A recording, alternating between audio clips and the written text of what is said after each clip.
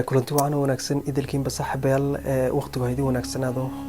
warar kala duwan ayaa waxay ka soo baxayaan dalalkan Turkiga sidoo kale Greega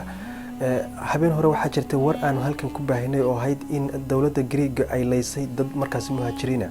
balse wararku intaas way ka dareen oo waxa hadda soo taraysa geerida muhaajiriin Soomaali ah oo markaas aad u far badan oo la sheegay in ciidamada dawladda dalka Greega ay markaas dileen wiilkan dhalinyarada ah ee sawirkiisa aragtaan waa wiilkan iyo sidoo kale kan kale labadooduba waxa la Yaxye Abubakar sida aan xogta ku helay oo aan nala wadaageen qaar kamid ah jaaliyada dalkan Turkiga oo Istanbul ku sugan wiilkani ay markaas dileen ciidamada dalka Greega balse warkan ilaa hadda lama xaqiijin inkastoo wararka hore oo aan ka soo xigeenno wakaaladaha wararka markaas lagu sheegay in ay ciidamada dawladda Greega dileen Yaxye sidoo kale Abubakar ayaa waxay dalkan Turkiga ka bixin dhawaan oo markaas ay u gudbeen dalkaasi Greega oo ay xuduudda wadaagaan oo maranbiyeedka dhexdooda balse waxa la sheegay in dhalinyarada iyo sidoo kale dhalinyaro kale oo aan xog rasmi hadda laga hayn in ay dhamaantoodba halkaasi ku nafwaayeen oo ay ku dhinteen warar kala duwan ayaa ka soo baxaya arintaasi oo la xiriirda geerida dhalinyaradaasi Soomaaliyeed walow la sheegayo ama warar kale ay sheegayaan in Afrikaan badan oo ka soo jeeda wadamada Afrikada dhexe ay iyaga laftigooda wax la qabaan oo ay dhinteen Allahu naxariisto dhalinyarada xogo kale oo aan helina laftigooda waxay sheegayaan in dhalinyaro kale oo haween qaarkoodaba ay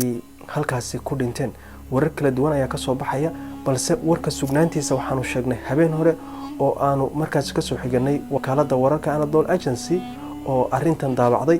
ku dhawaad 12 ruux markaas ay ku sheegeen dad Soomaali ah daawadayaal ciidamada dawladda Turkiga iyo sidoo kale kuwa dawladda Greeguba in dhaweytaba waxay bilaabeen in ay ugaarsadaan dadka muhaajiriinta oo ay badilaan ama badda ku soo tuuraan dib ugu soo celiyaan iyagoo markaas ka daldalolinaya bacaha ay wataan ee ay markaas